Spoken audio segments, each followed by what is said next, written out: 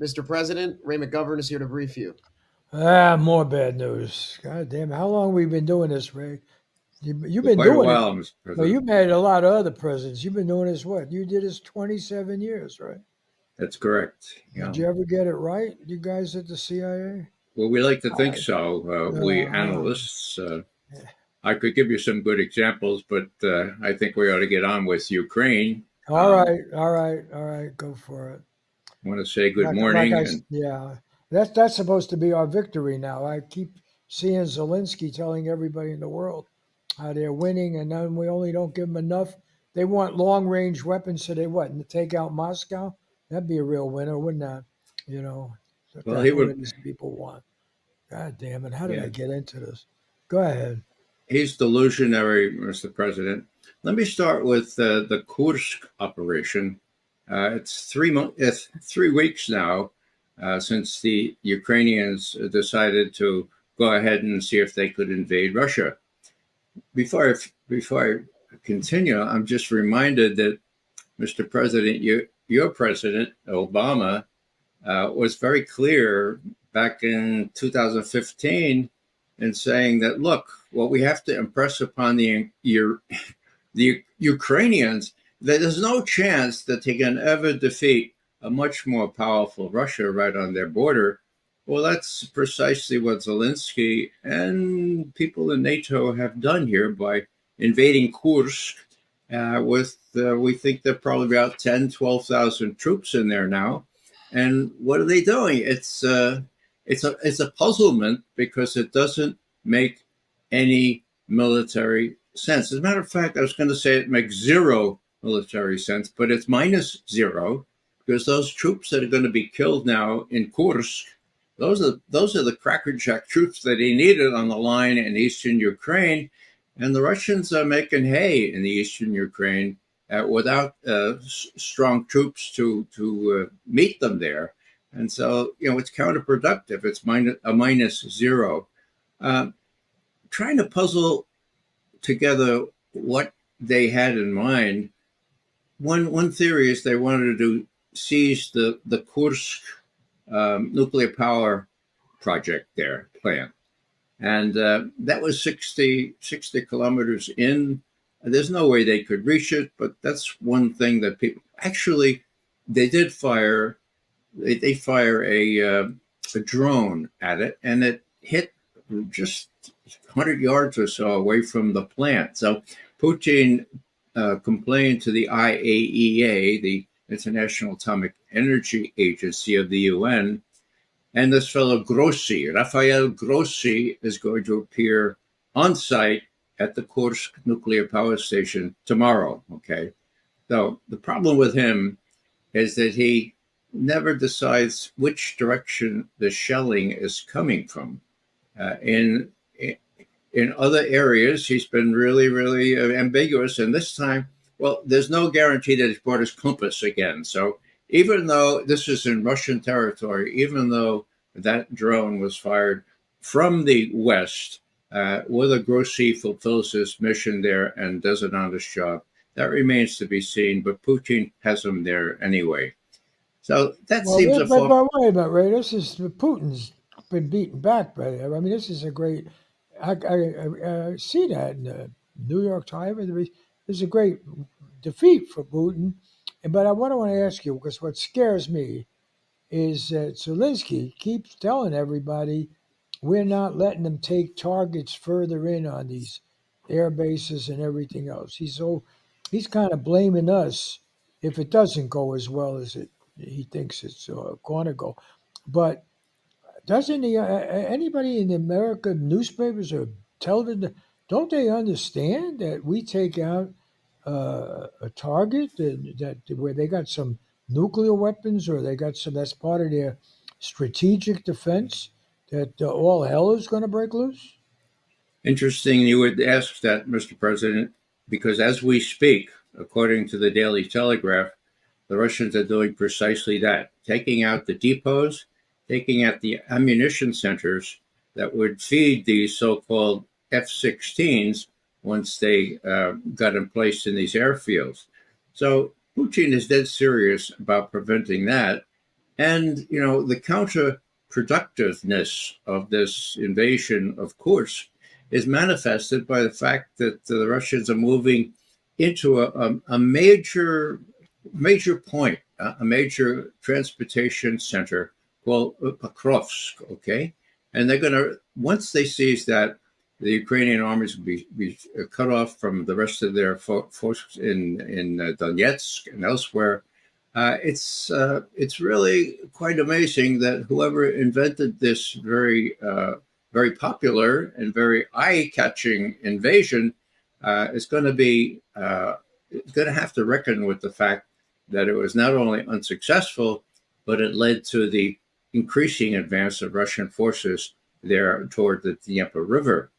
The other thing that people say, well, maybe it was a diversion, trying to divert Russian troops from the Donbass. Well, that didn't work because the Russians didn't divert any troops.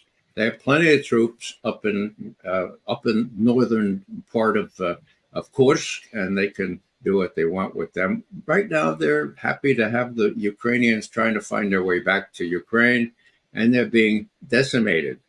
The other thing was a bargaining chip. Oh, they're going to hold a whole bunch of the territory there as a bargaining chip for what the Russians have seized in Donetsk and Lugansk. That's not going to work. The bargaining chip like that's it pales in significance. Let me ask you something, Ray. As two Sure. old guys, because we both remember, World War II. I mean, we were kids, but we remember it. Grew up in that. And isn't Kursk? That's where the Russians had their like big battle with the Germans over, it's like Stalingrad, right? That's their big patriotic deal.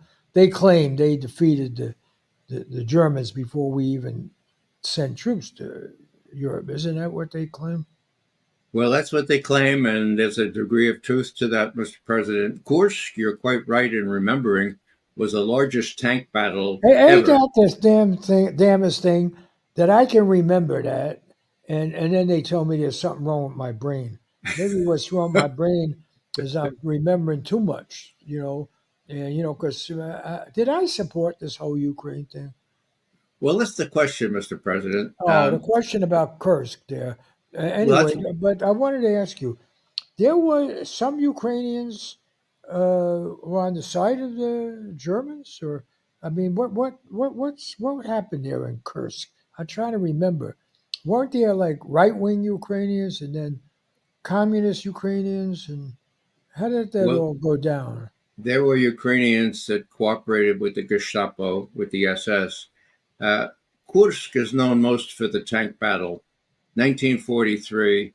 After Stalingrad, it did pretty much drive the Germans back. And yeah, we came into Normandy, but from June until the following May, it was a cleanup operation as far as we were concerned because the Russians kept driving the Nazis back, and the Nazis Well, we had to had to contend go. with We them. had to go in because otherwise they would have occupied Germany or something. Well, yeah, the historians say that even if we hadn't gone in, the inexorable Russian or Soviet march to the west would have succeeded. But you're right, we were allies then, and that's something to remember. We cooperated. Um, I'll tell you just one little vignette, Mr. President. I was celebrating the victory of the meeting on the Elbe River, when Soviet and Russian and U.S. forces came together. April 25th, 1945, just a week or so before the end of the war. And it was remarkable because I made a little speech, and this great big 6'5" Soviet general in full Soviet dress comes up to me, and he smiles and he says, Studebaker, Studebaker, Studebaker, and he gives me a great big Russian bear hug. Now, you know what that was all about. I know what that was all about. Younger people don't. Studebaker turned over its entire factory, its big complex. Used to make pretty good cars, to making tanks, to making mostly. Yeah, Uh, we gave him a lot of support. We gave him a lot of well, support. You don't mean so you were there personally. You mean years later Well, Because he this would have is been it. just a kid. Yeah, yeah. No, this was in Moscow about 10 years ago, or Oh, whatever the yeah, yeah. 70th anniversary of the meeting on the Elbe was. Well, Ray, get it on with it now. Well, I'm sick and tired of hearing that we made a mistake. First of all, Kamala, she went out on a limb in the convention, the DNC. She said she's going back Zelensky all the way. Now, I don't know. They didn't check with me on that one. But didn't she say that? She's up to her eyeballs in that now, and I got to back her. And we're going to win, right? We're going to win in Ukraine, right? We're going to No, beat the Mr. Russians President. back. Mr. President, from my previous briefings, we're going to lose in No, no, but Ukraine. now it's going better, right? Because they got the latest tanks, they got the F-16s. Ray, No, Mr. there's President. only so much I could take, you know. And if we are going to lose, it's not going to be while I'm still president in the next 5 months, is it? Well, Mr. President, one suggestion would be which of your advisors encouraged Zelensky to do this quixotic act?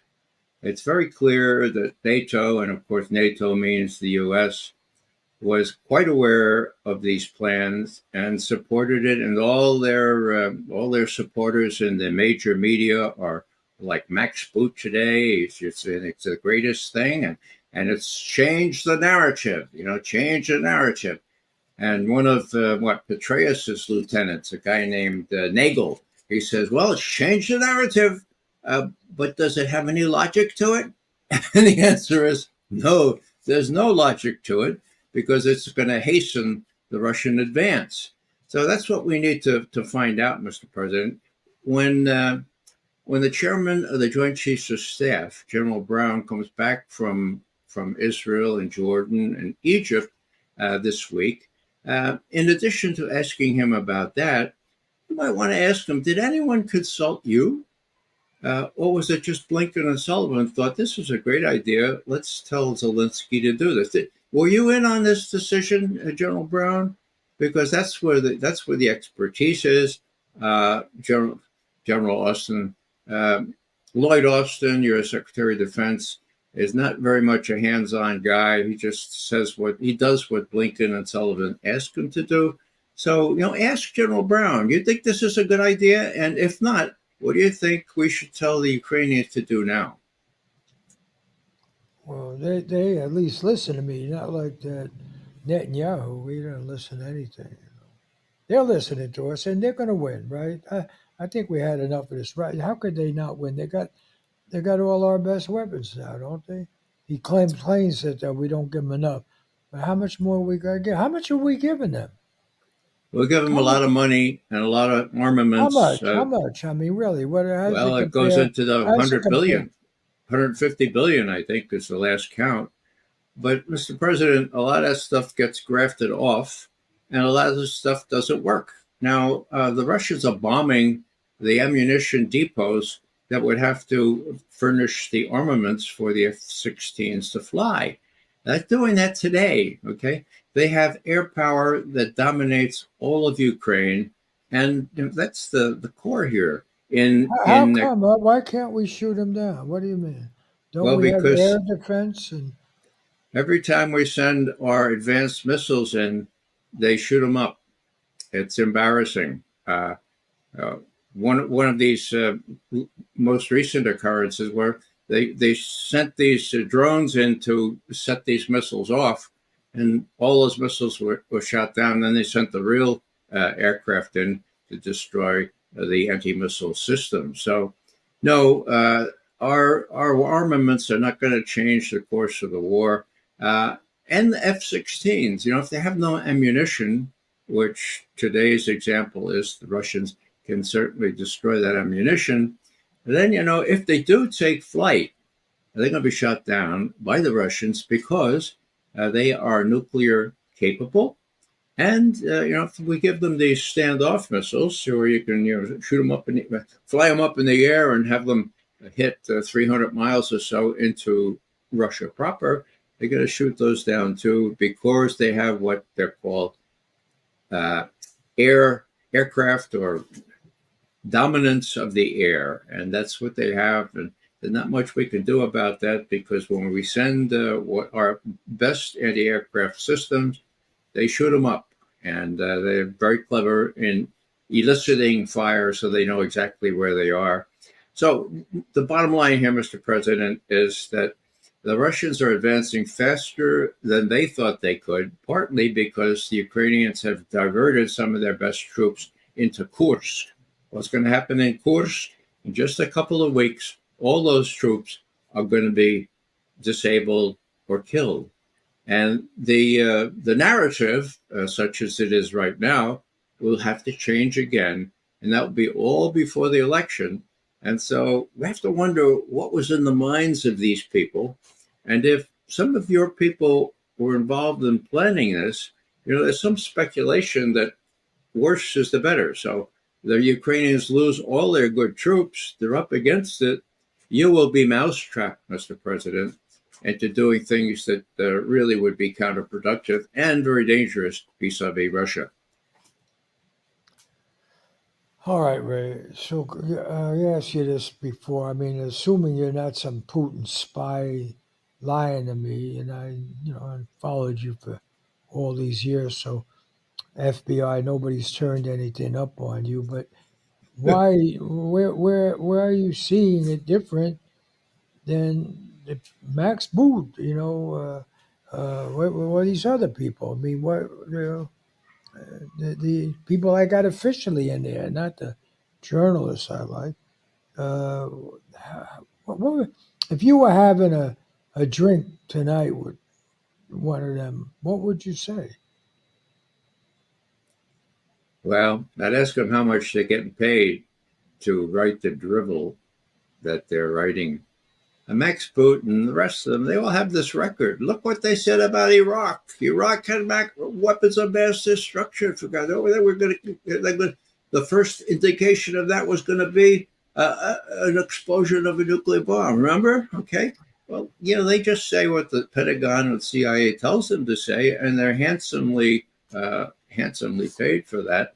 That's what I would say. How much do you really earn, and how many military-industrial complex people pay you as well as? Okay, but let's cut to the chase, Ray. You're telling me that before the election, we're going to fail in Ukraine or not have any sign of progress, and Trump's going to be able to win this now very narrow election on that basis? Mr. President, I've been saying this for quite some time. We cannot win in Ukraine, but we could cut a deal. Okay, we have cards. We don't have to fold them just yet. We can play them.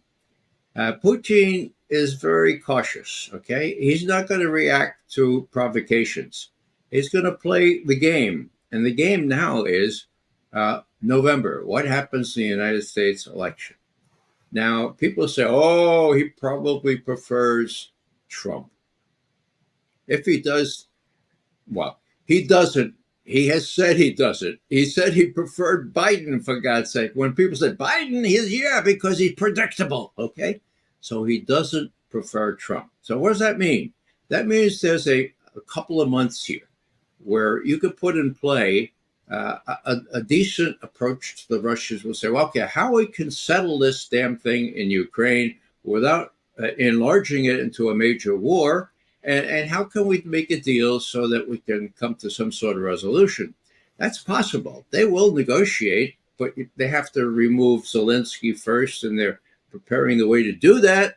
There has to be some communication. I think I said this last time, between you and the Russians. You can't remove Zelensky now. I know you go back to Vietnam, and we did kill him. No Din Diem, the guy we had branded. That's the word these kids use now. Branded. We had branded him as the George Washington of Vietnam. That's the nuttiest crap that I ever heard. But nonetheless, we then hunted him down in the sewers of Saigon and killed him. You guys did. You CIA guys never held accountable. And so we do that. Okay, well, Zelensky, we've made this guy a big popular figure. Unless we can blame his death on Putin, you can't do it. We can't have any sign and all this. So maybe you could tell me what's going on with this. They have this sailing boat. They say that took out the German pipeline. So it wasn't us. It was them. What's going on there? Well, Uh, this is a good question, Mr. President. Why are they changing this narrative? Why are they saying that Ukrainians did it? It was Zelensky or Zelensky or no, it was Zelensky. No. They're trying to create this narrative to blame the destruction of the Nord Stream pipeline on the Ukrainians. Well, that's just one sign. They're only to ease Zelensky out. I wasn't suggesting that they terminate him with extreme prejudice, which is the way they used to talk about killing people, assassinating people. I say you give him, you put him on a plane with lots of money, like we did for Karzai in Afghanistan. You let him go to one of those villas that he has had built on the money that we gave him. So you just replace it by somebody who's a little bit more sensible. And mostly, they were military people. Zelensky himself was more sensible. Stop the war, stop the killing, and that's possible before the election. Now, Putin has thrown out various suggestions about that.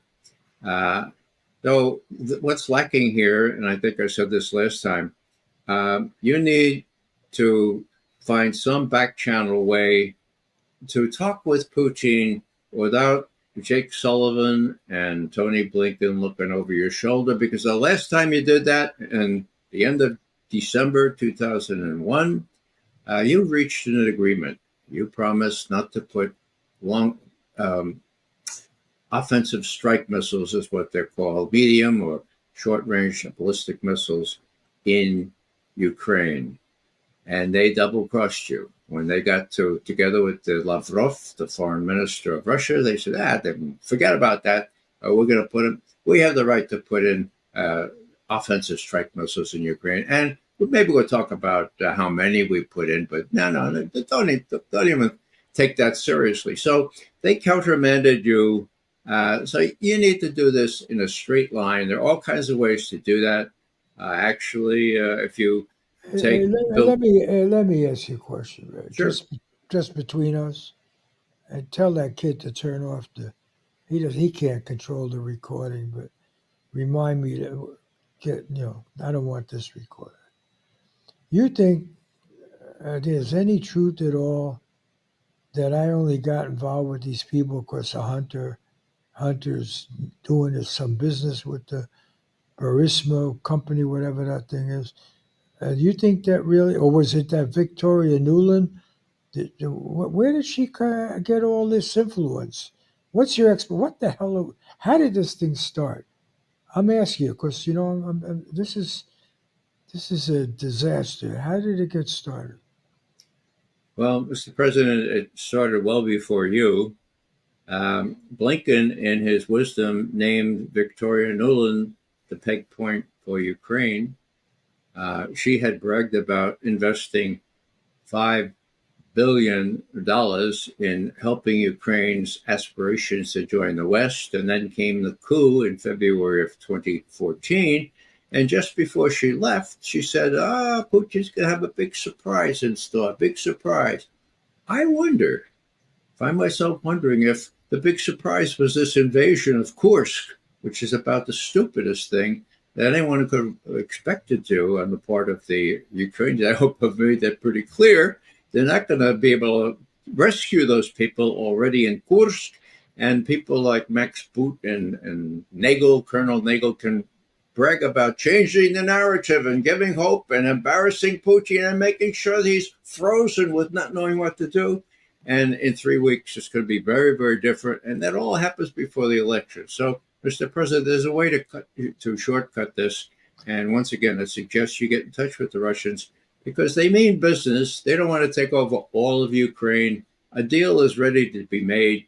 It's just that you have no way of contacting Well, them. they've already seized that Russian-speaking area, right? they're not giving Yet, that back because those people, they'll all become potential assassins to take out Putin. They'll be pissed off, right? well, yeah, those two provinces in the Donbass have been lost to Ukraine, and that's just reality. They're not going to be given back to Ukraine. So you have to deal on what exists now, and this notion that you can invade Russia, for God's sake, even Obama thought that was crazy, right? And it's just going to result in a situation where Zelensky is already calling upon you to hasten more support, and hoping, and this is key, Mr. President. Well, wait a minute. It's Zelensky, not just me. Now, Kamala, I hadn't read that part of the speech. Kamala at the Democratic convention, she didn't hold back in supporting Ukraine. She said we have to do it. They're all blaming me because I gave that strong speech attacking Putin, but then she committed to that. So how does she retreat on that?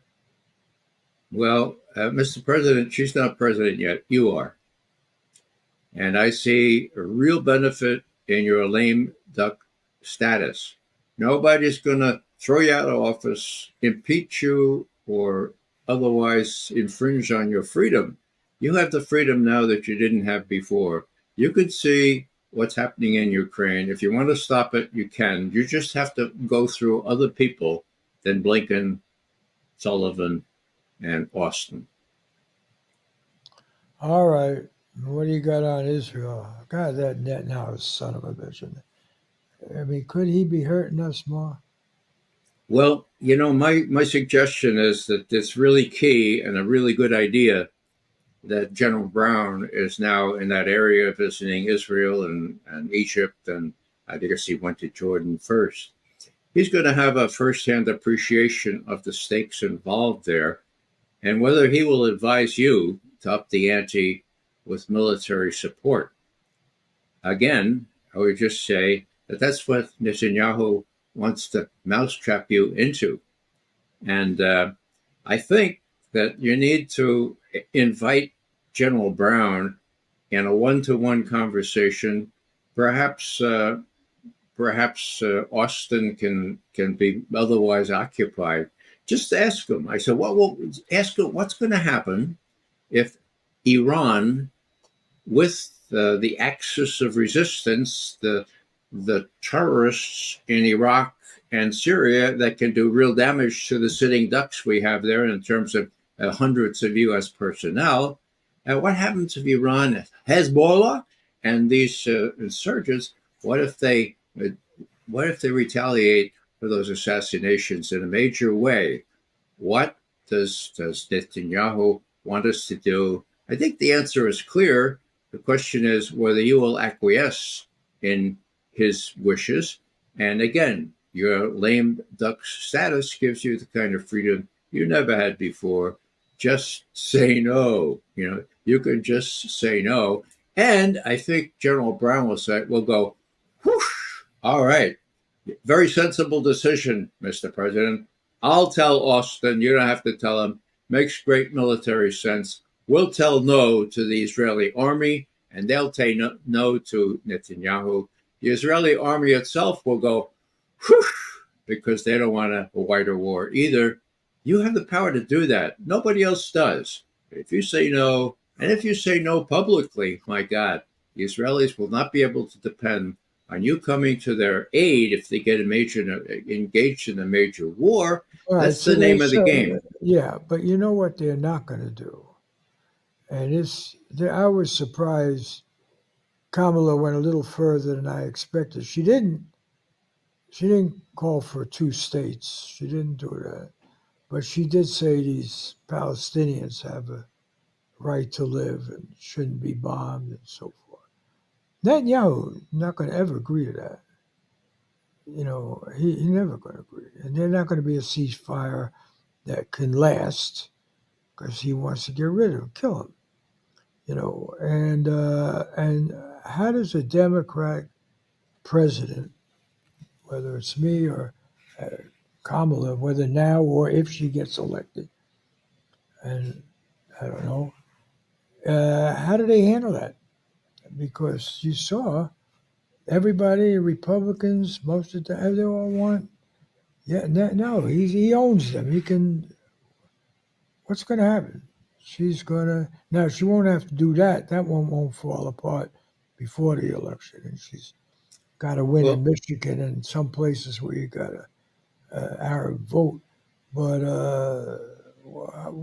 how can we ever have peace in the East? And these people well, around, yeah, no, they're acting crazier than ever. You know, God wants us here. I mean, what? You know, I don't know. Anyway, well, Mr. President, the Israel lobby is your problem. What I'm trying to tell you is that a regional war would be an even worse problem for you because then you would have to tell Austin not to tell General Brown, look, we're going to go in or we're not going to go in. That's the big deal here. Now, as for Netanyahu, you're quite right. He wants to exterminate 2 million Palestinians living in Gaza. He has already exterminated about 10% of them. Don't believe these 40,000 figures. The Lancet in Britain has come up with about 200,000 people already dead. 200,000 out of 2 million. Okay, so what's if that? by That's the British Medical Journal. yes, it is. Yeah, They're like the AMA of England or something. well, it's better in my view. It's better than the AMA. It Yeah, has told the truth on Iraq, and now it's telling the truth on Gaza. but Polio, it's the doctor's magazine, right? Yeah, yes, it's a medical journal, right? yeah, yeah. The polio is now confirmed there. There's at least one little baby that is half paralyzed because of polio. Starvation, death by starvation is widespread, and there are virtually no relief trucks going into Gaza. So you have not only starvation, you have no medical care for people who step on nails or people who survived the bombing under the rubble. It's a classic case of, well, I won't say the word, but it has to do with killing tribes, gens for tribes and side for killing. And, not only is the international, That's where that word comes from. that's right, yeah, gens is a tribe or people, Yeah. and the Latin word for killing is sidere, I think. Anyhow, what you got is the International Criminal Court, for God's sake, is just about to indict Netanyahu and Gallant, his defense minister. And there's indictments also have people who have corroborated to enable things like this word of extermination. Okay. And that could be you, Mr. President. And you don't want to be in the position of George W. Bush, who could not travel to a big speech he was going to make in Geneva, had to cancel his plans because they were ready to serve papers on him. And he didn't do genocide. He just did a war of aggression. Just, okay? So you got to think about this in the future. I don't know how much travel you have in mind, but if this indictment comes down, and I would expect it within the next week or two, Netanyahu and Gallant, they're not going to be able to try to travel to countries that are part of the Rome Statute, and neither will you, without a danger of being apprehended and served papers on, and God knows what else. You and Sullivan and Blinken and all the people who have enabled Israel by virtue of arms and other support to exterminate the Palestinians, 10% of them so far in Gaza. See, I saw that guy you like, or you quote him all the time. What's his name? Mearsheimer? Yeah, he's the dean of the realistic school of Yeah, international relations. I saw him on. I showed some clips. He Mm-hmm. was talking to this guy who won the Bronze Star in Yeah, Danny Iraq. Davis, Yeah, Colonel Danny Davis. Yeah, yeah, and in Afghanistan too. And that guy and Mershaw, they were saying that the real enemy is China, and I don't know if they use the word enemy, but we're supposed to be confronting China, which is a real power, and we brought on this alliance between Russia and China, and that we left China in a very strong position, and it's weird because Russia's not a communist country, right? And you guys got me trying to put Vietnam against China. Vietnam is a communist type country. So how did this all happen? Is this all again? Does this go back to that damn deal that Hunter got about Boris? Well, how did we get in bed with all these Ukrainians? And this Well, was going to be our good war. And then what's it got to do? I don't know. Russiagate and everything was. You think they really stole the election and they from Hillary and a lot of Democrats believe that. there's no evidence to support allegations such as Russian hacking of the DNC. As a matter of fact, a court testimony by the head of the firm CrowdStrike that did the forensics on the DNC, he said when asked, how did the Russians do that? He said, well, actually, the Russians didn't do it. Nobody did it. There was no hacking, no technical evidence of hacking. Now, that was in court testimony? Right. Oh, when was that, Ray? The 5th of December, 2017. Oh, how come nobody knows about it? Because it wasn't released until somebody told Trump, hey, you're the president, you can get that released. That was May 7th, 2020. Oh, what's this? 2024. Americans don't know that has been irrefutably proven false. They still think the Russians are hacking or will hack again now, and the Iranians will hack. So let me bring us back to the Middle East, and I just want to make sure you know about Iran, because Iran, when asked about, why are you delaying, or what's your policy now, their foreign minister just yesterday said something really pregnant with meaning that you should know. China and Russia are Iran's close friends now. They helped us during the sanctions. We're not going to forget that. And we will also strengthen our relations with them. We have signed a 25-year vision plan with China, and we are negotiating to turn the next plan with Russia into a 20-year cooperation plan. That plan, which is tantamount to a defense alliance, I repeat, it's the kind of strategic cooperation agreement between Russia and Tehran, which is tantamount to a military alliance. That's going to be signed at the BRICS meeting in Kazan in October.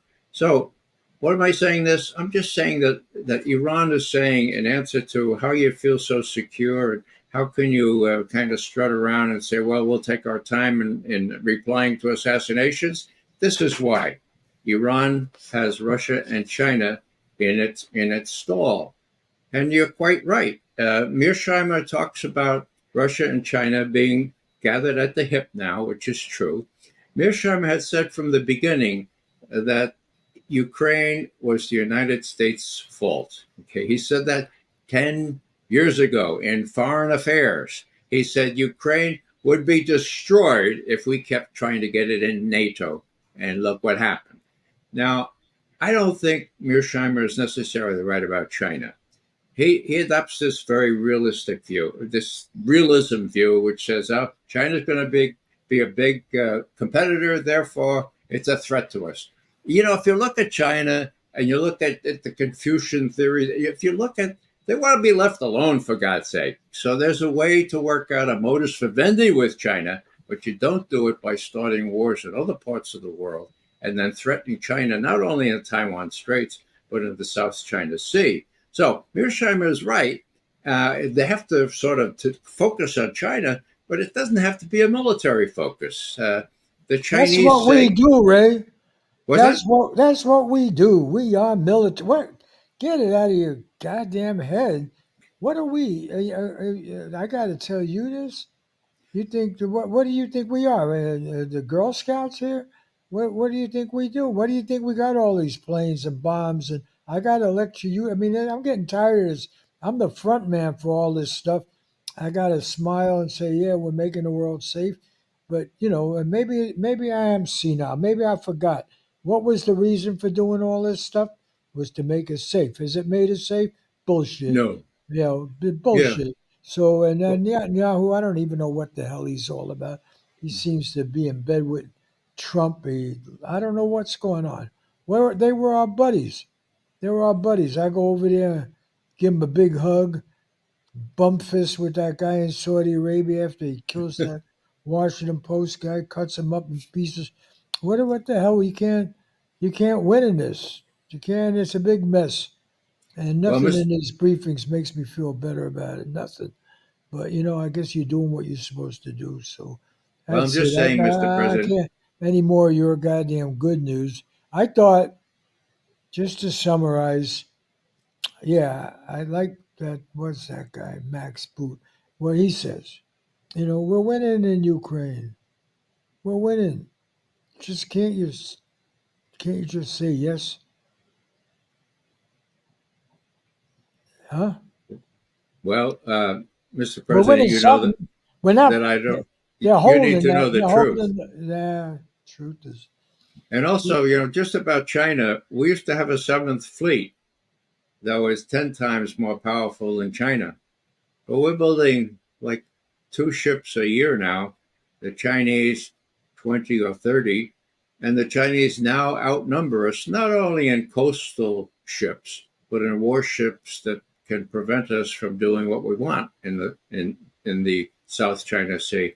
So the correlation of forces has changed vis-a-vis China, vis-a-vis Russia, and when you put them both together, well, that triangular relationship is no longer equilateral. It's sort of isosceles with China and Russia, the big arms of this triangle, and we have to realize that we're the short end of the stick, and we have to behave accordingly. We can't pretend that we're the indispensable or even exceptional country of the world. That isn't so anymore. And the Russians and the Chinese are willing to wait us out.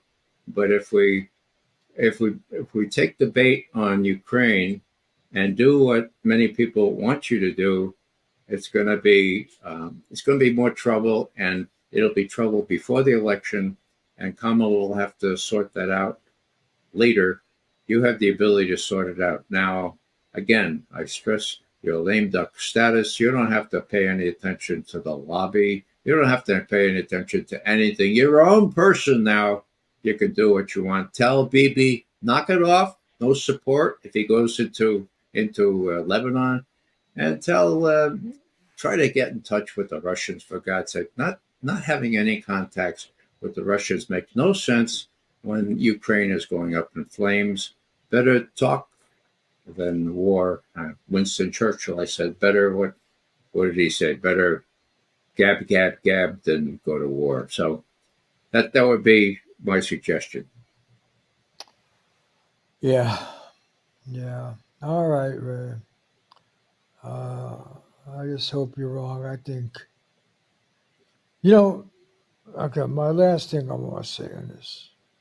How could it be we spent a hell of a lot more money than the Chinese or the Russians do on the military, right? Right. I didn't make this up. In fact, I used to read somewhere we spend more than the next 10 nations combined. I don't know what the number is. That's So correct. 10. Now, how the hell do we end up with a advanced military force that can't kick these ass of these Chinese communists? Well, Mr. President, the answer is pretty simple. The military contractors that contract for building F-35s put every bell and whistle imaginable on these aircraft. They don't have any real prospect of engaging in combat with the Russians because the Russians don't threaten us until recently. And so they put the bells and the whistles on, and they try to fly the damn thing, and it doesn't fly in rainstorms and so forth. So they go back and they get another contract to fix that. There is incredible corruption in our military industrial complex. Eisenhower warned about it, and that money, of course, could be well spent on the kinds of infrastructure that you have allocated some appreciable funding for, and also it could be allocated to build things that would work in a situation that would help Ukraine. We don't have much in the way of that anymore. And one main reason, Mr. President, is that when the Soviet Union imploded, Russia became zero threat to us. And so why would we need to build new tanks and new artillery and new mortars and all that other stuff? They were zero threat until we overturned the government in Ukraine and decided Ukraine would have to become part of NATO. That's on the record. 2014, I hear it over. Good thing that I don't hear about it from media. Well, that was As it is, I'm not having any damn press conferences, but if I had one more, they'd all be yapping about that stuff. If they knew. Evidently, either it's not true or they don't know it, and frankly, I don't give a damn. As long as it doesn't come up and mess with Kamala, I don't know, it's all a mess. All right. If you still got a job, I'll talk to you next week. Take Sounds care. good. Thank you, Mr. President. Yeah.